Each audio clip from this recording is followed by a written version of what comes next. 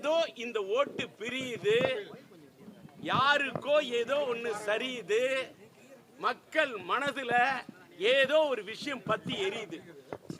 இது மட்டும்தான் இந்த தேர்தல் எப்படி பாக்குறீங்கன்னா நான் அப்படிதான் பாக்குறேன். இங்க ஓட்டு போட்ட அந்த கூட்டத்துல இளைஞர்களை நான் தேடுறேன். இளைஞர்கள் முகம் கொஞ்சம் இருக்குது. நான் இதை பதிவு பண்ணிட்டு தான் போவேன்.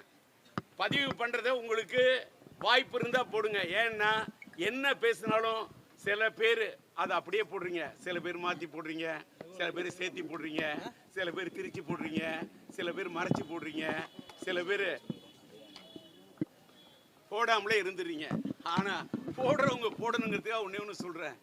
இன்னைக்கு ஒரு சட்டமன்ற தொகுதியில் இருந்தாலும் சரி, ஒரு நாடாளுமன்றத்தில் போய் நம்ம உறுப்பினர் ஆகணும்னாலும் சரி, குறைந்தபட்சம் 20 கோடி, 40 கோடி, 60 கோடி, 80 கோடி, 100 கோடி, 110 கோடி இப்படி செலவு பண்ணும் பல கோடி.